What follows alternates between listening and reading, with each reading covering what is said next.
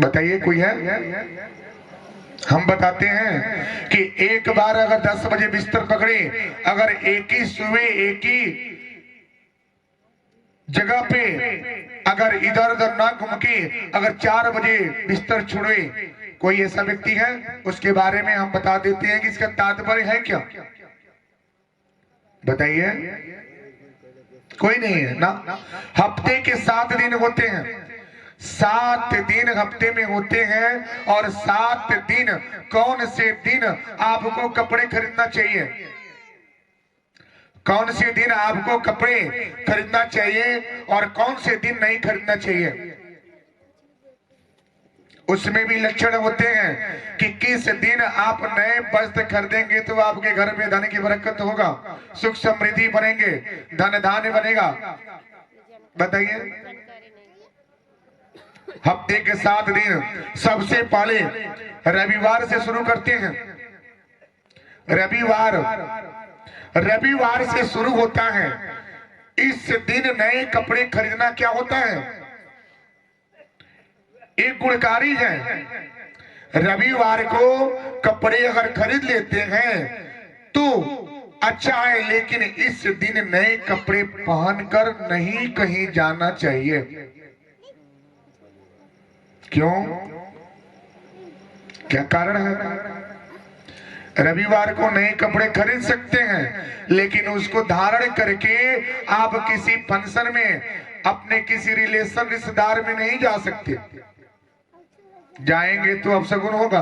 ध्यान दीजिएगा, अक्सर देखने को मिलता है। ये बता रहे हैं 7 बातें, 7 दिन की 7 बातें बता रहे हैं। ध्यान से सुनिएगा, पूरी तरह से ध्यान से सुनिए। जो भी माताएं हैं ध्यान से सुनिए। ये 7 बातें हैं, 7 ज्ञान की बातें। इसको अर्जित कीजिए। रविवार के दिन आप जो कपड़े खरीदेंगे, खरीद सकते हैं, उसको धारण नहीं कर सकते। सोमवार का दिन आता है, सोमवार के दिन क्या कर सकते हैं? इस दिन खरीदना तथा पहनना ये दोनों अशुभ होता है। सोचिए, बोलते हैं भगवान जी का दिन है, बहुत अच्छा दिन है, सोमवार को नए कपड़े पहनेंगे और रिश्तेदार में जाएंगे।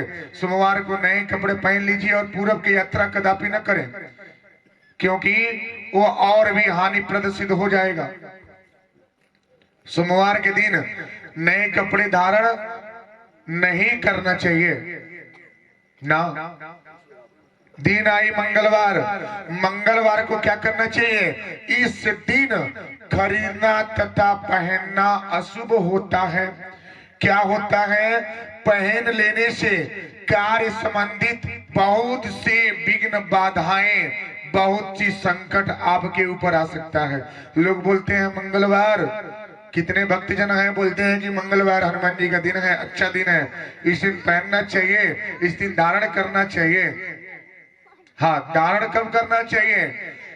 ये धारण तभी कर सकते हैं जब आप यज्ञ अनुष्ठान पूजा पाठ कर रहे हैं, तो उस दिन नए वस्त्र धारण करके आप किसी यज्ञ अनुष्ठान कर सकते हैं। अन्यथा किसी मेहमान नवाजी या किसी फंक्शन में किसी जगह पे नहीं जा सकते, बहुत ही अशुभ होता है। बुधवार दिन आया, इस दिन कपड़े खरीदना तथा पहनना, यानी खरीद के और पहन के दोनों शुभ है। ये दोनों शुभ होता है, ध्यान दीजिएगा।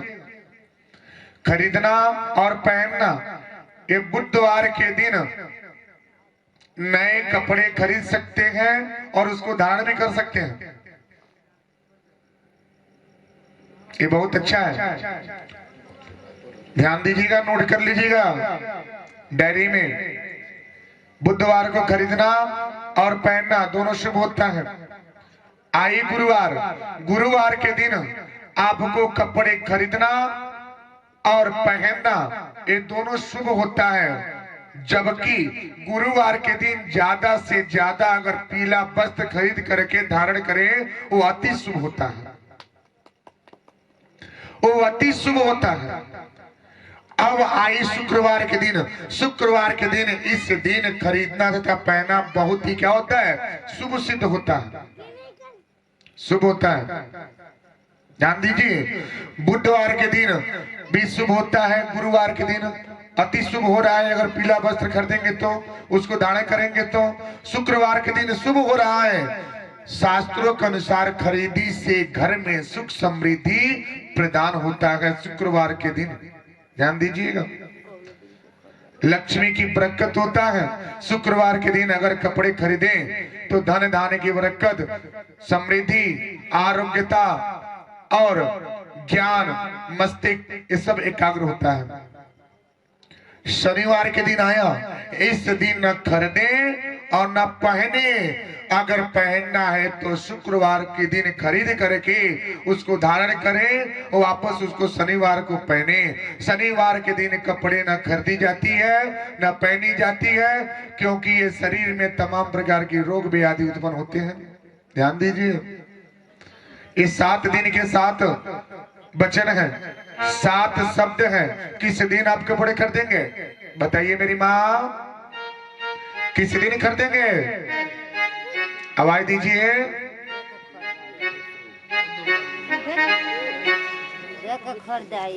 आवाज दीजिए, क्या सुना आपने? शुक्रवार को खरीदिए। शुक्रवार लक्ष्मी जी का दिन होता है, उस दिन खरीदना और पहनना दोनों ही शुभ होता है। अब आत्मदेव, अब कर्कशा, अब चले गए नदी के तीरे गए, वहां पे संत से मुलाकात होती है, तब से गाड़ी यहीं पे रुकी है। जब आप साथ नहीं देंगे तो हम कैसे बढ़ेंगे? टीटी ने पकड़ नहीं है कि इसलिए आप अपनी जान प्राण को देने जा रहे हैं। और हमारे पास 4 पुत्र हैं, मेरे पास 4 पुत्र हैं, और 4 पुत्र होने के वास्ते हम जंगल में आके अपना जीवन व्यतीत कर रहे हैं। सोचिए क्यों? पुत्र से शरणागति नहीं होता ना, कदापि नहीं होता। ध्यान दीजिएगा, मैं नहीं बोल रहा हूं, शास्त्र बोल रहा है। श्रीमद् भागवत कथा में ये स्पष्ट है कि पुत्र से शरणागति नहीं होता। पुत्र तो आपकी माया है, वो तो संसार चलाने के लिए, गृहस्थी चलाने के लिए एक जगह है, एक जरिया है। जिस तरह से, अच्छा, जिस तरह से आपको भूख लगती है, प्यास लगती है तो जल की आवश्यकता पड़ता है, भूख लगती है अन्न की आवश्यकता पड़ता है, उसी तरह आपके गृहस्थी जीवन को चलाने के लिए पुत्र की आवश्यकता पड़ता है मेरी माँ। पुत्र से शरणागति नहीं है, शरणागति है तो आपके कर्म से, आपके कर्मों से। आप अकेले हैं, अकेले हो करके शरणागति का मार्ग बनाइए, क्योंकि अकेले आप आए हैं तो अकेले ही जाएंगे, ना कोई दूसरा जाएगा। जब आप अपने कर्म का हिसाब जब करेंगे तब आपको ज्ञान होगा कि मैंने क्या किया। ठाकुर जी के दरबार में जब ये शरीर जो प्रदान मृत्यु अवस्था होने के बाद प्रदान होता है, तो वहां पे जाने के बाद लेखा जोखा होता है क्या, कि आपने अपने जीवन में क्या किया, कितना धर्म किए, कितना पाप किए, कितना अपने दान दिए, क्या किए, सबका हिसाब डायरी होता है। जिस तरह से आप 12 महीने के 365 दिन का हिसाब रखते हैं, उसी तरह से आपका हिसाब आपके 60 साल जीवन जीने के बाद 60 साल का हिसाब आपको वहां पे यमराज के पास देना पड़ता है, धर्मराज के पास जाके देना पड़ेगा।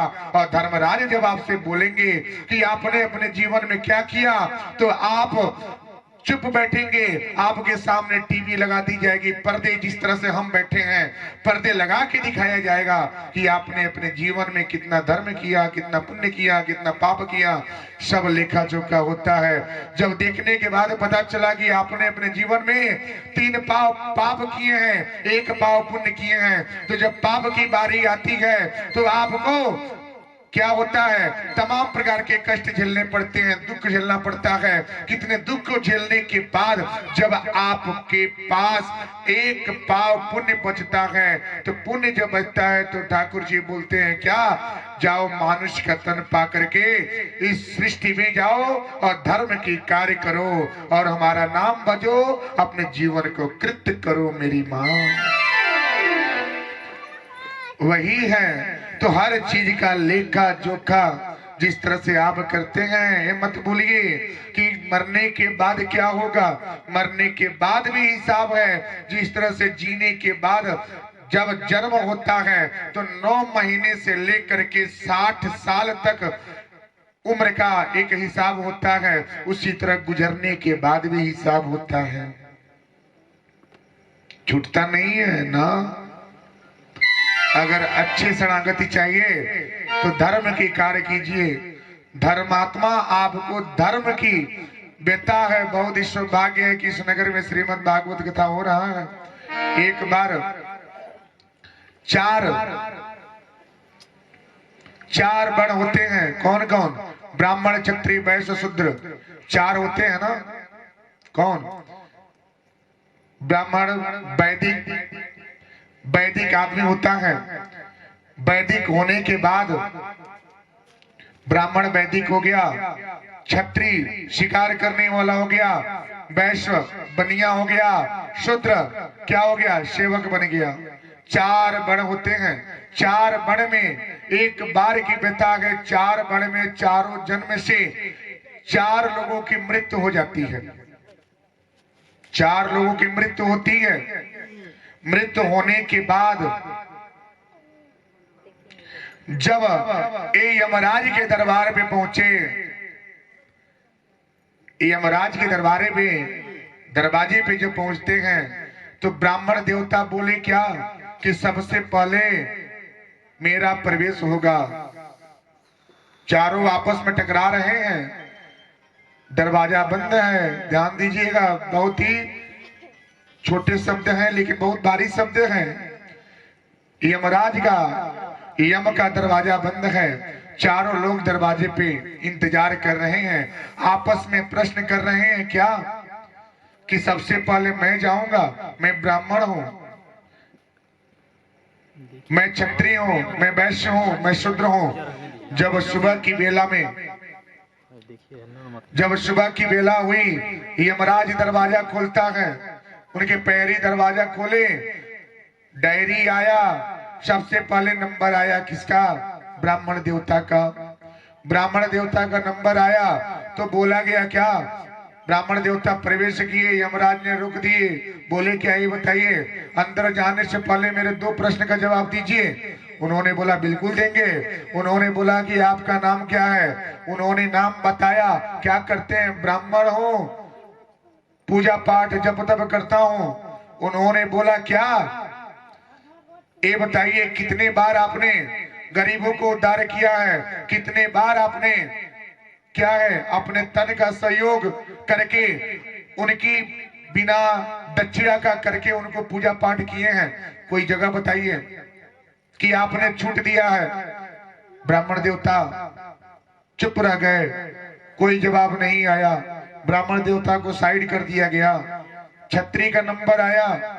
क्षत्रिय बोला क्या? उन्होंने बोला तुम्हारा नाम क्या है? उन्होंने बोला कि मेरा नाम यह है, मैं जाति का क्षत्रिय हूं। उन्होंने बोला क्या, मैं क्षत्रिय हूं तो मेरा प्रवेश होना चाहिए। उन्होंने बोला क्या, ये बताइए कैसे प्रवेश? ये बताइए कि आपने कभी ऐसा है कि किसी का रक्षा किया हो? उन्होंने बोला मैं रक्षा किए हैं, ब्राह्मणों की रक्षा करना हमारा कर्तव्य है। उन्होंने बोला वो तो आपका कर्तव्य है, ये बताइए कि आपने कितने जीव का हत्या किया है? उन्होंने बोला मैं किसी जीव का हत्या नहीं की है। उन्होंने बोला राजा जो था क्षत्रिय राजा, उन्होंने बोला क्या, मैं किसी जीव का हत्या नहीं किए। यमराज ने बोला क्या, ये बताइए बिना जीव हत्या किए हुए आपको राज सिंहासन कैसे प्रदान हो गया?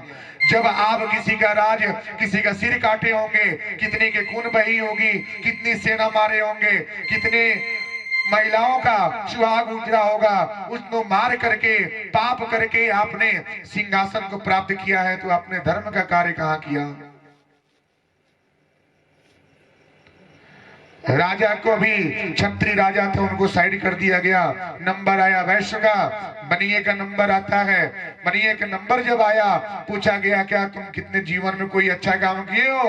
उन्होंने बोला कि हाँ मैंने किया है, मैंने सबको भोजन कराया है।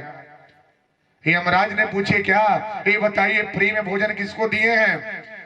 उन्होंने बोला मैं फ्री में नहीं किए हैं। उन्होंने बोला क्या, मैं हर जगह पे मंदिर में या किसी गरीब को दान देता हूँ। यमराज जी पूछे क्या, ये बताइए 2 किलो चीनी में कितना कितना मिलावट किए हैं? 2 किलो चावल में कितना मिलावट करके बेचे हैं? आपने पुण्य कहाँ किया है? 10 किलो चावल में कितना मिलावट कंकड़ डाले, कितना मिलावट किए?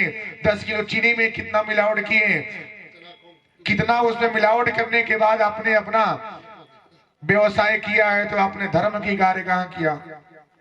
बताइए कौन सा धर्म है ये? आपका धर्म नहीं है। आपने मुद्रा लिया है, अपने सामान को दिया है, तो पेट कहाँ भरे? गरीब का दान कहाँ दिए? मंदिर में दान दिए। 10 रुपए का दान दिए होंगे तो 1 रुपया लिए होंगे, हो सकता है। दान कहाँ किए? कहाँ आपने धर्म किया? धर्म की मार्ग नहीं किए, आप भी साइड हटिए। यमराज ने उनको भी बाहर कर दिए। नंबर आता है शूद्र, छोटे का। आने के बाद छोटा बेचारा चुपचाप बैठा हुआ था, एक दीवार पकड़ के बैठा था। उन्होंने जब नंबर आया तो बना कि सरकार हम किसी योग्य नहीं हैं। उन्होंने बोला ये बताइए, अंदर आने से पहले तुमसे एक प्रश्न करते हैं, तुम अपने जीवन में धर्म कोई अच्छा काम किए हो? याद करो, जो है याद करो, कोई अच्छा काम किए हो क्या? कोई धर्म का काम किए हो तो बताओ। उन्होंने बोला क्या, हमें याद नहीं है। हाँ लेकिन एक बात याद है। क्या? एक बार मैं जंगल में गया था और जंगल में बैठा था, मेरे घर से भोजन आया और भोजन में जैसे ही थाली को सजाया, थाली खोला, भूखी से एक कुतिया आई, उसके 4 बच्चे थे और दूर से आती आती आए। वो 2 दिन से भूखे थे, ऐसा लगा कि कितने दिन से भूखे हैं। मैंने अपने थाली का भोजन उस कुतिया को दे दिए, यही मैंने काम किया, दूसरा कोई काम नहीं किए। यमराज ने बोले क्या, आपका प्रवेश होगा क्योंकि आपने भूखे को भोजन दिया है। मेरी माँ बोलिए लक्ष्मी नारायण भगवान की। अब यमराज ने उस शूद्र को, जाति छोटा नहीं होता, अगर शूद्र है, छोटा बिरादरी है, छोटा जाति है, अगर उसके पास शुद्धता है, तामसी चीज का सेवन नहीं करता, उसके हाथ से जल पीना कोई दूषित नहीं होता। मेरी माँ ना। अब उस शूद्र को यमराज ने स्वर्ग की गति प्रदान की और ब्राह्मण, क्षत्रिय, वैश्य, ये तीनों लोगों को पाप के नरक का द्वार को झेलना पड़ा। तो आप लोग भी कोई ऐसा कार्य कीजिए जैसे धर्म के केतास्त हो।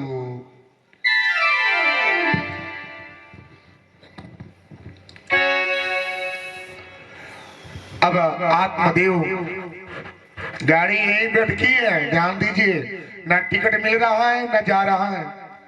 अब 4 पुत्र ये मुस्कुरा दिए, ये मुस्कुरा रहे हैं क्या?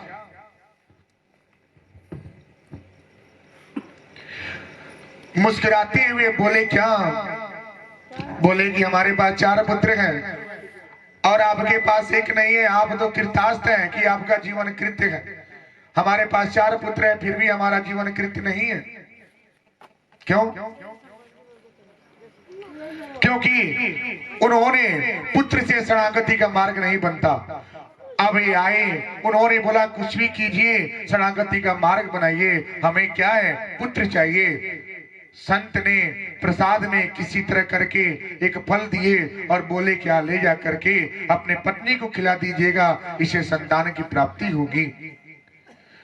अभी महाराज ब्राह्मण देवता आए, आने के बाद अपने पत्नी से बोले, पत्नी ने अपने बहन से बोली क्या कि ऐसे ऐसे कर रहे हैं, क्या ऐसे होगा? पत्नी ने अपने बहन से बोली, बहन पति से नहीं जमे ठीक है, लेकिन बहन का रिश्ता नहीं टूटना ना चाहिए ना। अब बहन से दुख बधाई, बहन ने बोली क्या, अरे तुम झूठ में उस चक्कर में पड़ी हो, एक काम करो, 9 महीने के बाद हमारे पास एक पुत्र जन्म लेगा, चाहे पुत्री हो या पुत्र, जो भी है वो चोरी से आपको ला के प्रदान कर दूंगी। आप 9 महीने गर्भ होने का नाटक कीजिए। सोचिए, 9 महीना गर्भ होने का नाटक कीजिए। अब धुंधली दिमाग में बात आ गई और आने के बाद अब एकाकी फल को ले जा करके एक गौ को खिला देती है। और जो गौ को फल खिलाती है, उसी गौ के गर्भ से गौकड़ जी का जन्म होता है। और इधर गर्भ होने के नाटक धुंधली करती है। 9 महीने के बाद उस उनके बहन के गर्भ से एक बालक जन्म लेता है, जिसका नाम धुंधकारी रखा जाता है। धुंधकारी को ला करके धुंधली के पास चोरी से दे जाती है और धुंधकारी का पालन पोषण ये जो धुंधली है वही करती है। नहीं तो वही उसका पालन पोषण करती है। अब एक गौ के गर्भ से गौकड़ जी जन्म लेते हैं और इधर गर्भ से धुंधकारी का जन्म होता है। एक माँ कैसे दोनों का पालन पोषण करती है, ध्यान से सुनिएगा। एक माँ ने दोनों का पालन पोषण किए, दोनों जन का पालन पोषण करती है। एक संत का मार्ग को अपनाता है और दूसरा बेविचारी का मार्ग अपनाता है। बेविचारी यानी कि क्या, तामसी चीज का सेवन करना, जो भी धन कमाता था ले आके नर्तकी पे लुटाता था, नौचावर कर देता था। तामसी मदिरा का सेवन करना, ये सब चीज का सेवन धुंधकारी करता था। उसके बाद गौकड़ जी संत, गाय का स्वभाव जितना शांत होता है उसी तरह गौकड़ जी का स्वभाव भी शांत था। ये संत के मार्ग को अपनाते गए। एक बार धुंधकारी राजमहल में ये क्या दरबारी का कार्य करता था। वो जितना धन कमाता था वो दरबार के सभी नर्तकियों के ऊपर नौछावर कर देता था। एक दिन नर्तकियों ने सोचा, क्या अगर सारा धन कमा करके हमारे ऊपर नौछावर करेगा तो एक दिन राजा को जब पता चलेगा तो राजा हमें राजमहल से बाहर निकाल देंगे, तो हम कहां जाएंगे। सब लोगों ने मिल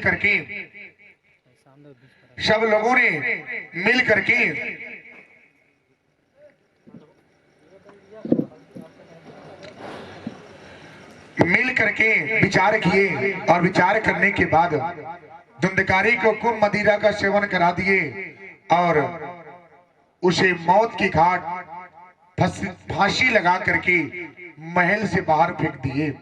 फिर भी धुंधकारी नहीं मरता है। देखिए, जो बुरे कर्म करते हैं उसकी मृत्यु जल्दी नहीं आती ना, देखे होंगे, ऐसा होता है ना। जो अच्छा कर्म करता है शरणागति बन जाता है, जो बुरे कर्म होते हैं उसे शरणागति नहीं होता मेरी माँ। अब उसके बाद भी फंसी लगने के बाद भी धुंधकारी की मृत्यु नहीं होती। अब नर्तकियों ने मिल करके जलता हुआ कोयला धुंधकारी के मुंह में डाल दिए। देखिए कितने मौत दर्दनाक हो रही है। जो मदिरा का सेवन करता है, तामसी चीज का सेवन करता है, उसकी बुद्धि जो होती है भ्रष्ट हो जाती है। अब कोयला जलता हुआ उसको मुंह में डाला गया, किसी तरह उसके प्राण निकल गए। गौकड़ जी को पता चला, वो आए और इनका शरणागति कर्मकांड कर दिए। कर्मकांड करने से शरणागति नहीं होता ना, कर्मकांड करने से ये आपका धर्म है कि पितृ देवता खुश होते हैं, लेकिन शरणागति होता है पिंडदान करने से। जो आपने पिंडदान प्रदान किया है, पिंडदान देने से वो शरणागति होती है। जो गया धाम जाता है और गया धाम जाकर के पिंडदान जो पूर्वज करते थे, वो पिंडदान देने से, जो आप पिंडदान प्रदान किए हैं वो पिंडदान देने से शरणागति होता है, अन्यथा कर्मकांड करने से शरणागति नहीं होता ना। अगर चावल के आटे से अगर शरणागति हो तो हर व्यक्ति चावल